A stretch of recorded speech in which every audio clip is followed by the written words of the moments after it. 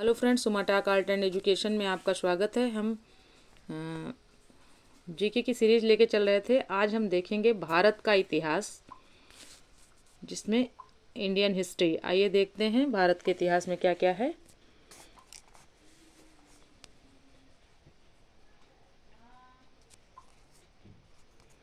इतिहास, आइए देखते हैं क्या है। इतिहास शब्द इति धन ह धन आस से मिलकर बना है, जिसका तात्पर्य है यह निश्चित था। ग्रीस के लोग इतिहास के लिए हिस्ट्री शब्द का प्रयोग करते थे, जिसका शाब्दिक अर्थ होता है बुनना। किसके लोग? ग्रीस के लोग। अब हिस्ट्री शब्द का प्रयोग हेरोडोटस ने सर्वप्रथम अपनी पुस्तक हिस्टोरिका, हेरोडोटस की पुस्तक का क्या नाम था? हिस्टोरिका नाम था, में किया था। इसलिए हेरोडोटस को इतिहास का जनक माना जाता है। हेरोडोटस इतिहास का जनक किसे माना जाता है? हेरोडोटस को। अध्ययन की सुविधा के लिए इतिहास को 3 भागों में ए प्राचीन काल, बी मध्यकाल और सी आधुनिक काल में बांटा गया है। यानी इतिहास को अध्ययन की सुविधा के अनुसार 3 कालों में बांटा गया है: प्राचीन काल, मध्यकाल और आधुनिक काल। तो हम सबसे पहले पढ़ेंगे प्राचीन भारत का इतिहास। आइए देखते हैं प्राचीन भारत के इतिहास में क्या क्या है। प्राचीन भारतीय इतिहास जानने के स्रोत। कैसे हम जानेंगे कि मतलब प्राचीन भारतीय इतिहास है? तो प्राचीन भारत के इतिहास की जानकारी के मुख्य 2 स्रोत हैं। पहला साहित्यिक स्रोत, यानी देशी और विदेशी साहित्य। दूसरा पुरातात्विक स्रोत। अब देखते हैं साहित्यिक स्रोतों को पुनः 2 भागों में विभाजित किया गया है। पहला कौन सा है? यानी साहित्यिक स्रोत के 2 भाग होते हैं: धार्मिक साहित्य और धर्मेत्तर तथा लौकिक साहित्य। आइए देख लेते हैं। धार्मिक साहित्य को भी 2 भागों में विभाजित किया गया है। अब धार्मिक साहित्य कौन कौन से हैं? ब्राह्मण ग्रंथ साहित्य, गैर ब्राह्मण ब्राह्मणेतर साहित्य। देख लेते हैं, आइए देखते हैं। प्राचीन भारतीय इतिहास जानने के स्रोत: साहित्यिक स्रोत, पुरातात्विक स्रोत। साहित्यिक के 2 भाग होते हैं: धार्मिक साहित्य और लौकिक साहित्य। लौकिक साहित्य में एक भाग है ऐतिहासिक ग्रंथ, जीवनी आदि। धार्मिक साहित्य में 2 बटे हुए हैं: ब्राह्मण ग्रंथ और गैर ब्राह्मण ग्रंथ। इसी तरह पुरातत्व स्रोत में अभिलेख, सिक्के, स्मारक, मूर्तिकला, चित्रकला आदि। अब ब्राह्मण और गैर ब्राह्मण में देख लेते हैं। ब्राह्मण ग्रंथ में वेद, पुराण, आरण्य, उपनिषद, महाभारत, स्मृति ग्रंथ आदि आएंगे। और गैर ब्राह्मण ग्रंथ में जैन, बौद्ध आदि धार्मिक ग्रंथ आएंगे। आगे बढ़ते हैं दोस्तों। ब्राह्मण साहित्य, आइए देखते हैं ब्राह्मण साहित्य में क्या है। ब्राह्मण ग्रंथ प्राचीन भारतीय इतिहास की जानकारी हेतु अत्यंत महत्वपूर्ण है। वेद, ब्राह्मण साहित्य में सबसे प्राचीन ग्रंथ वेद है। वेदों के द्वारा प्राचीन आर्यों के धार्मिक, सामाजिक, सांस्कृतिक, आर्थिक तथा राजनैतिक जीवन पर प्रकाश पड़ता है। वेदों के संकलनकर्ता महर्षि कृष्ण द्वैपायन वेद व्यास को माना जाता है। वेदों की संख्या 4 है। यानी वेदों की संख्या कितनी है? 4। ब्राह्मण ग्रंथों की रचना संहिताओं की व्याख्या हेतु सरल गद्य में की गई है। बाह्य ब्रह्म का अर्थ है यज्ञ, अतः यज्ञ के विषयों का प्रतिपादन करने वाले ग्रंथ ब्राह्मण कहलाते हैं। प्रत्येक वेद के लिए अलग अलग ब्राह्मण ग्रंथ हैं। आरण्यक क्या होते हैं? आरण्यक ब्राह्मण ग्रंथ के अंतिम भाग हैं, जिसमें दार्शनिक एवं रहस्यात्मक विषयों का वर्णन किया गया है।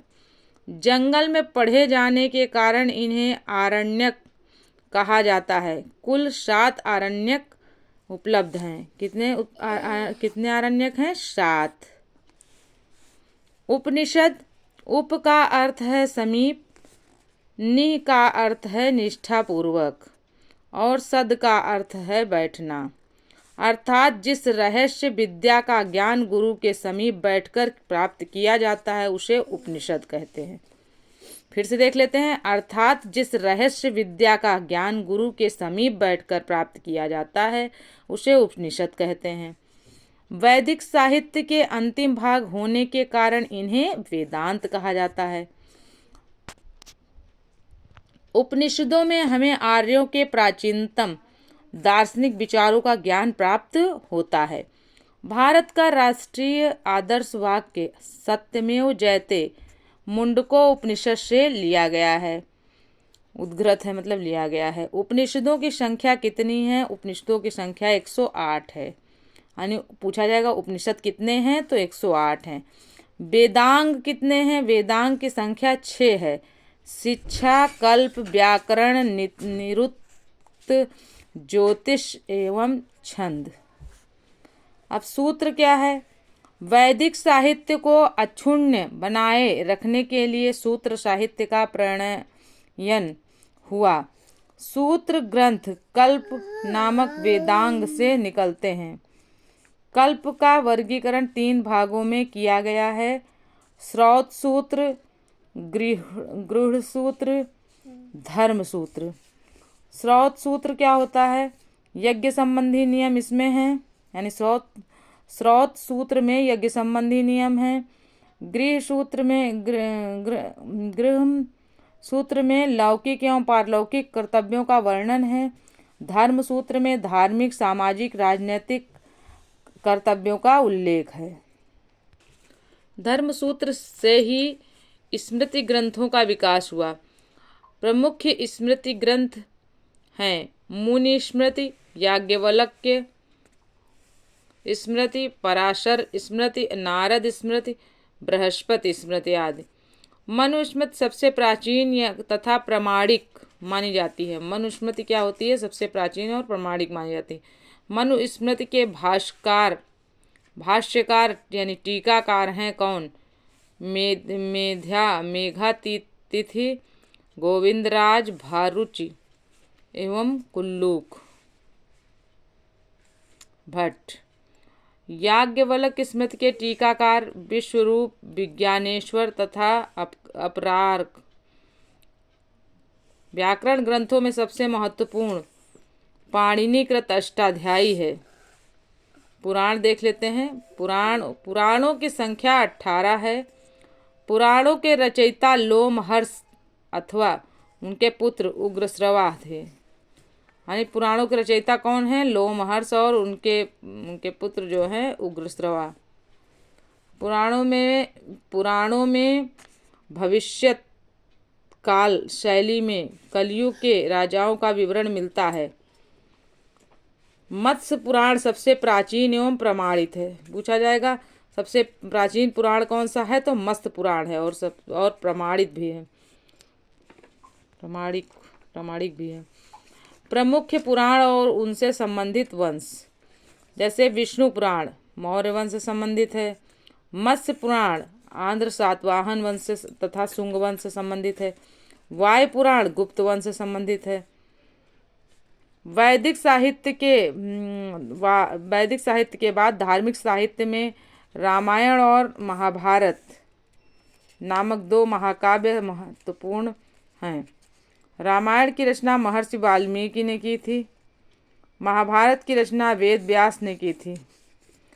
महाभारत में 1,00,000 श्लोक हैं, जिसके कारण इसे सतसहस्त्र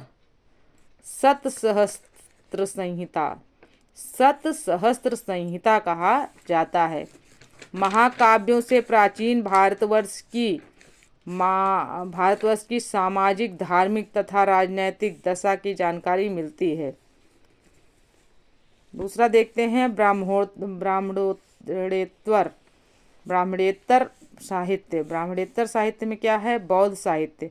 सबसे प्राचीन बौद्ध ग्रंथ त्रिपिटक है, जिसके नाम हैं सुत्त पिटक, विनय पिटक और अभिधम्म पिटक। सुत्त पिटक को बौद्ध धर्म का इंसाइक्लोपीडिया भी कहा जाता है। जातकों में बुद्ध के पूर्व जन्मों की कथाएं हैं। प्राचीन बौद्ध ग्रंथ पाली भाषा में हैं। दीपवंश या महावंश से मौर्यकालीन इतिहास की जानकारी मिलती है। संस्कृत में लिखित महावस्तु एवं ललित विस्तार से महात्मा बुद्ध का जीवन चरित्र मिलता है। महात्मा बुद्ध का जीवन चरित्र मिलता है। आइए देखते हैं जैन साहित्य। जैन साहित्य को आगम कहा जाता है। जैन साहित्य को क्या कहा जाता है? आगम। भगवती सूत्र में महावीर के जीवन पर प्रकाश डालता है। जैन धर्म का प्रारंभिक इतिहास कल्पसूत्र से ज्ञात होता है। कल्पसूत्र की रचना भद्रबाहु ने की थी। जैन ग्रंथों की रचना प्राकृत भाषा में हुई थी। सबसे महत्वपूर्ण जैन ग्रंथ हेमचंद्र कृत परिशिष्ट परवन है। जैन ग्रंथों का संकलन अंतिम रूप से 6ठी सदी में गुजरात के वल्लभी नगर में हुआ। लौकिक साहित्य के अंतर्गत ऐतिहासिक एवं अर्ध ऐतिहासिक ग्रंथ, विदेशी विवरण एवं जीवनियों को रखा जाता है। ऐतिहासिक रचनाओं में कौटिल्य के अर्थशास्त्र का महत्वपूर्ण स्थान है। अर्थशास्त्र को भारत का पहला राजनीतिक ग्रंथ माना जाता है। अर्थशास्त्र मौर्यकालीन इतिहास एवं राजनीतिक ज्ञान के लिए महत्वपूर्ण स्रोत है। इससे अतिरिक्त विशाख दत्त कृत मुद्रा राक्षस, सोमदेव कृत कथा सरिता सागर और क्षेमेंद्र कृत बृहद कथा मंजरी भी महत्वपूर्ण स्रोत है। कल्हड़ द्वारा रचित राजतरंगिणी से 11वीं शताब्दी के कश्मीर का इतिहास बताया गया है। तो फ्रेंड्स, वीडियो यहीं तक था। मिलते हैं अगले वीडियो में। तब तक के लिए जय हिंद, जय भारत। वीडियो पसंद आए तो अपने दोस्तों को शेयर करें, लाइक करें, सब्सक्राइब करें हमारे चैनल को। अगला वीडियो पाने के लिए बेल आइकन दबाएं ताकि आपको जल्द ही मेरा वीडियो मिल जाए। ओके दोस्तों, बाय बाय।